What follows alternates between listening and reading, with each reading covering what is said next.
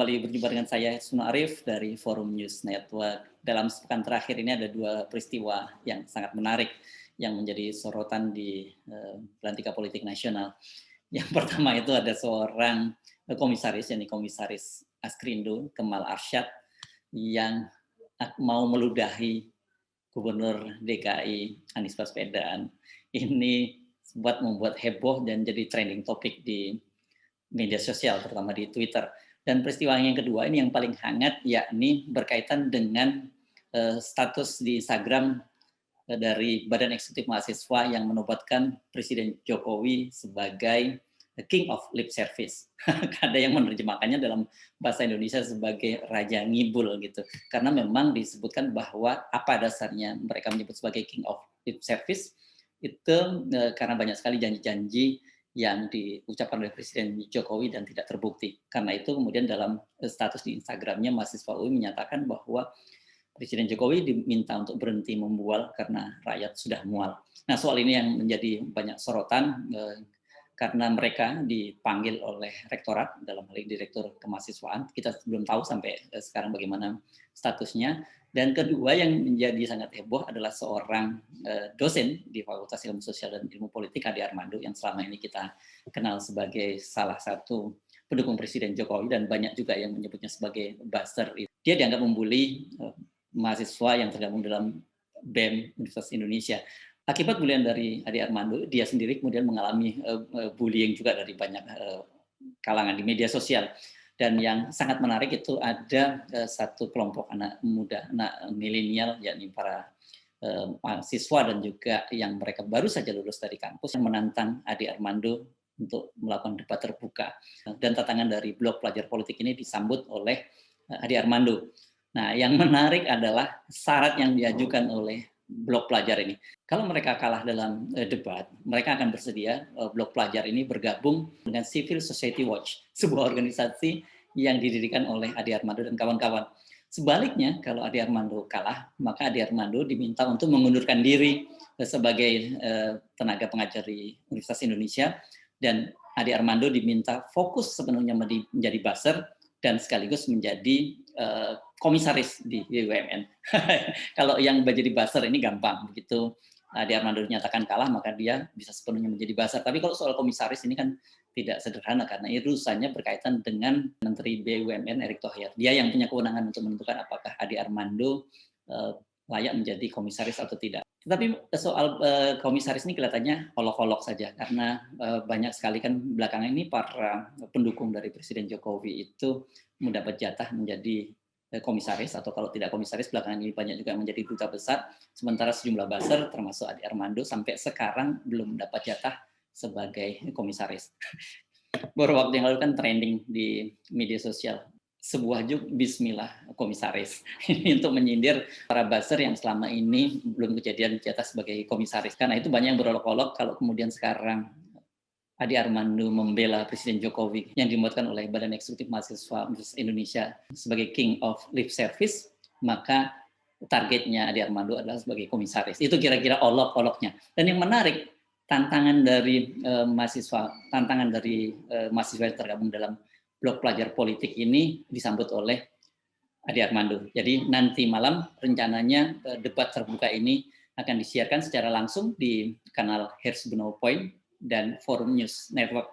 Jangan lupa nanti malam untuk mengikuti secara langsung debat keterbukaan antara Ade Armando dengan salah seorang anggota blog pelajar politik. Insya Allah ini akan disiarkan secara langsung mulai pukul 19 waktu Indonesia bagian Barat. Sekarang kita kembali ke Kemal Arsyad, Komisaris Askrindo yang mengaku akan meludahi Gubernur DKI Anies Baswedan. Setelah heboh kasusnya ini, dia sempat menghapus cuitannya di Twitter itu. Tetapi para aktivis di dunia maya berhasil meng-capture cuitan dari Kemal Arsyad. Memang ini sangat menghebohkan. Bagaimana mungkin ada seorang komisaris BUMN mengancam akan meludahi Gubernur DKI Jakarta Anies Baswedan bila dia bertemu. Dan kalau kemudian kita buka-buka jejak digital, mengapa sih kok Kemal Arsyad ini sampai begitu marahnya kepada Anies Baswedan? Kalau bertemu dengan Anies Baswedan akan meludahi mukanya. Ini kelihatannya dikaitkan dengan tautan berita yang dimuat di harian Kompas, di mana Gubernur DKI Anies Baswedan menyatakan bahwa pemerintah Provinsi DKI Jakarta menjamin pasien COVID masih akan bisa dirawat di rumah sakit di rumah-rumah sakit di DKI Jakarta. Sebelumnya memang sempat beredar bahwa rumah sakit di DKI Jakarta itu sudah kewalahan menampung para pasien COVID. Tapi pada waktu itu Anies Baswedan menyatakan Bismillah, insya Allah tanpa takabur, maka mereka Pemprov DKI menjamin para pasien COVID bisa ditampung di rumah sakit yang ada di Jakarta. Ini rupanya yang membuat kemarahan dari Kemal Arsyad. Cuitan dari Kemal Arsyad ini mengundang kemarahan banyak orang. Banyak netizen yang membuli dia, apalagi kemudian diketahui dia adalah seorang komisaris sebuah perusahaan BUMN. Tidak pada tempatnya seorang komisaris di BUMN mengucapkan hal yang kasar semacam itu. Tidak pada tempatnya seorang komisaris BUMN mengucapkan kata-kata kasar pada seorang pejabat sekelas gubernur. Apalagi bila dikaitkan dengan pernyataan dari Menteri Negara BUMN Erick Thohir bahwa dia mengangkat para pejabat di lingkungan BUMN itu salah satu yang paling dipentingkan adalah akhlak. Bagaimana mungkin seorang komisaris yang ingin meludahi seorang pejabat negara bisa dinyatakan dia berakhlak? Ini tentu saja sangat ironis. Dan setelah sekian lama berdiam diri dan kemudian diketahui menghapus cuitannya, akhirnya Kemal Arsyad mengunggah permintaan maaf. Ini media-media kemudian menyatakan bahwa setelah mengancam akan meludahi Anies Baswedan, Kemal Arsyad meminta maaf. Tetapi kalau saya kemudian cermati dari isi Twitternya, Kemal Arsyad tidak meminta maaf kepada Anies Baswedan, dia meminta maaf kepada para sahabat-sahabat dia begitu yang merasa terganggu dengan cuitannya. Di dalam cuitannya itu memang Arsyad kemudian menjelaskan bahwa dia mengapa kemudian muncul cuitan semacam itu. Dalam salah satu cuitannya Kemal Arsyad menulis begini. Terima kasih teman-teman yang baik yang sudah mengingatkan dan memberi sebuah pembelajaran untuk saya. Untuk itu mohon diterima permohonan maaf saya.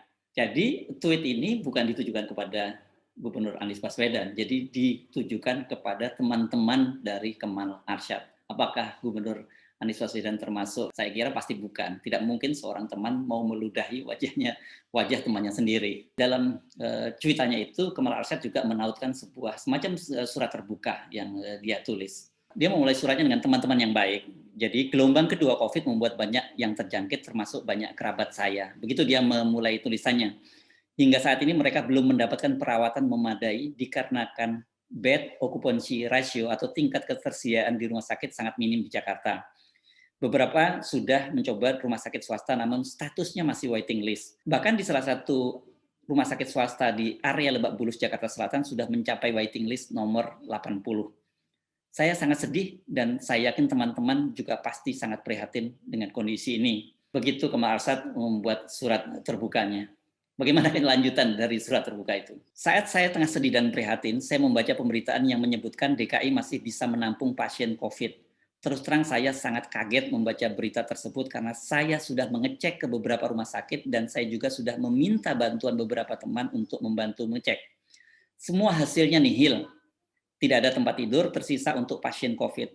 Akibatnya emosi saya terpancing, mengingat banyak kerabat dekat yang belum bisa mendapatkan penanganan dengan status CT yang kurang baik. Saya sadar seharusnya saya dapat menahan diri, dan untuk itu saya meminta maaf sebesar-besarnya jika ada teman yang merasa tersinggung dengan cuitan saya tersebut.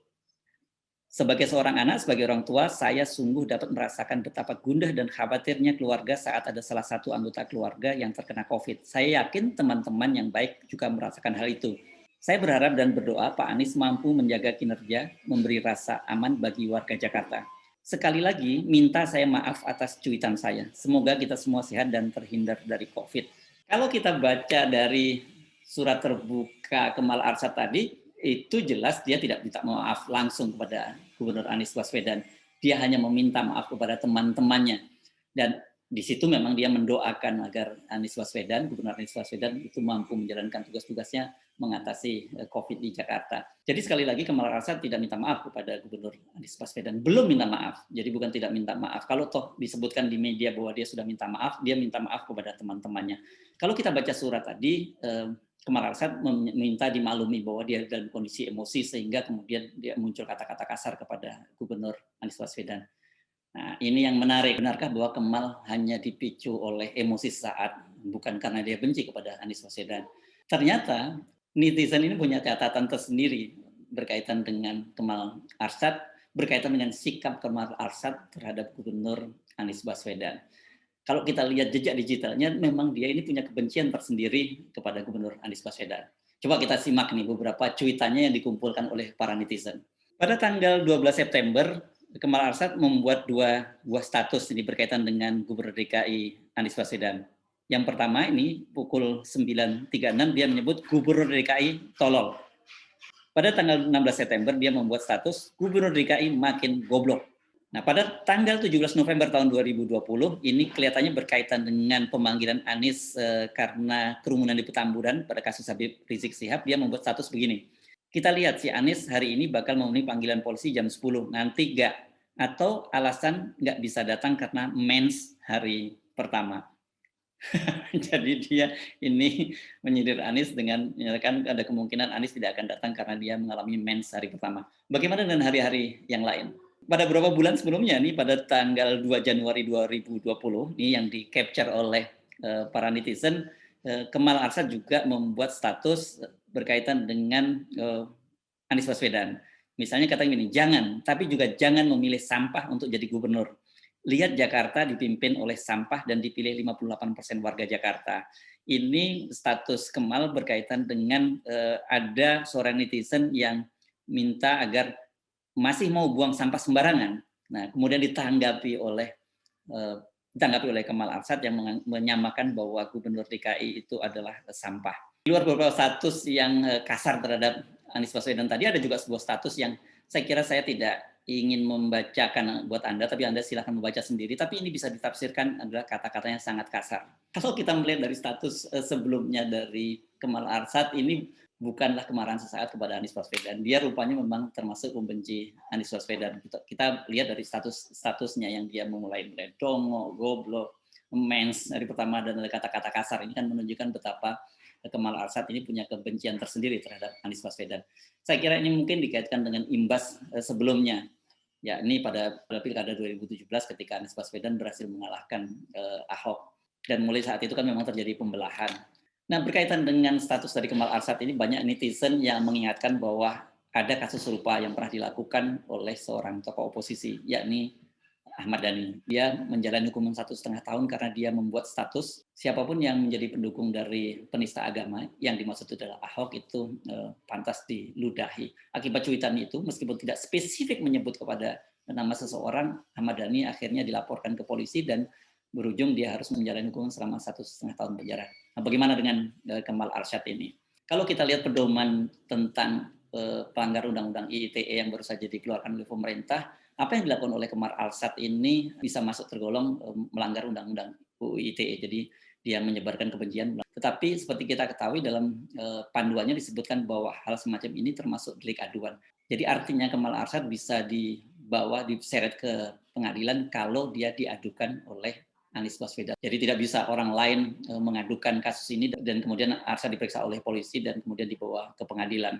Apakah Anies akan membawa kasus ini pengadilan? Saya kok yakin bahwa Anies tidak akan melayani hal-hal semacam ini. Betul, ini memang sebuah penghinaan. Saya yakin Anies saat ini sangat sibuk dengan lonjakan COVID yang tengah melanda Jakarta, dan program itu jauh lebih serius dari penghinaan dia secara pribadi. Dengan cara membiarkan dan mengabaikan hinaan pribadi Kemal Arsyad, saya pikir itu kemudian tidak membuat derajat dari seorang Anies Baswedan sebagai kepala daerah di Jakarta turun. Justru dengan peristiwa tersebut yang terjadi sebaliknya. Saya pikir dengan membiarkan kasus Kemal Arsyad, tidak perlu menyeret kasus ini ke ranah hukum, ini bisa menjadi pembelajaran yang baik bagi kita semua. Pembelajaran buat orang yang suka menghina orang lain di media sosial, juga pembelajaran bagi para pejabat publik. Jangan gampang baper, jangan gampang tersinggung, dan kemudian setiap kali ada orang melakukan penghinaan melalui media sosial tersinggung dan membawa kasusnya ke ranah hukum. Mulai dari sekarang marilah kita kembangkan tradisi bermedia sosial yang sehat dan bermanfaat. Saya Arif, sampai jumpa. Assalamualaikum warahmatullahi wabarakatuh.